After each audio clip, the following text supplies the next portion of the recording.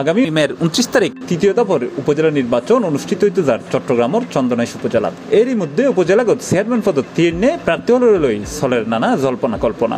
উপজেলাগত chairman পদত 3 প্রার্থীর মধ্যে আলোচনায় আছে মোটরসাইকেল প্রতিকূল প্রার্থী ব্যাংকর ঋণ খেলাফি মামলার সাজাপ্রাপ্ত আসামি জসিমউদ্দিন আহমেদ। অন্যমিককে আলোচনাত আছে প্রার্থীতা বাতিলের পর আবার ফিরে পাওয়া গুড়া প্রতিকূল প্রার্থী ও চন্দনাইশ উপজেলা আওয়ামী লীগের সাধারণ সম্পাদক আবু আহমদ।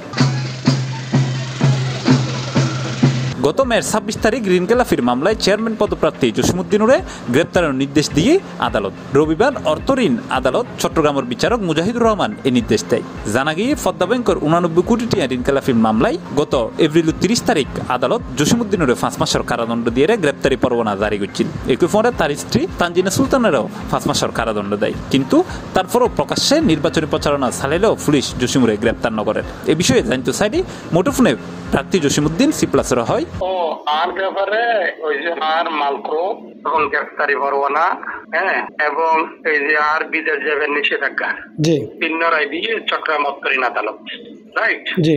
আচ্ছা, মহামান্য হাইকোর্ট সমাস হলে স্থগিত দিয়ে, বুঝছেন না, জি। এনডি নির্বাচন কমিশনের দেয়া জসিমউদ্দিনের হলফনামাতুন জানা যায় পদ্মা ব্যাংকের হাতুমগঞ্জ শাখাতুন 60 কোটি ও সোনালী ব্যাংক মতিঝিল শাখাতুন 11 কোটি 63 লাখ টাকা ঋণ লবের হতা হলফনামাত উল্লেখ করল খেলাফির গড়ত 3 লেখিল প্রযোজ্য নহে।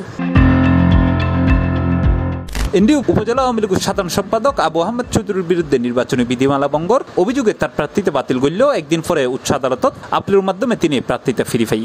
জানা গিয়ে তার বিরুদ্ধে অভিযোগ আছিল মের 13 তারিখ চট্টগ্রামের রিটার্নিং কর্মকর্তার কার্যালয়ত ফতিক বরাদ্দর সময় রিটার্নিং কর্মকর্তার সামনে তিনি নির্বাচনের দিন 100 লাশ ফেলে দিবের পাশাপাশি নির্বাচনের সময় সাইলেবের হুমকি দিয়ে প্রতিদ্বন্দ্বী প্রার্থীর প্রতিনিধিরে, কিন্তু উচ্চ আদালতত আপিলের মাধ্যমে আবু আহমেদ তার প্রার্থিতা ফিরে পাই। আর প্রার্থিতা ফিরে পাইরে তিনি জানাই এই ষড়যন্ত্র না, ইনশাল্লাহ আমি মুক্ত হই। মানে মহামান্য হাইকোর্টের রায়ে প্রার্থীতা ফেরত পাই, ওনার ব্যাকরণ দোয়াই।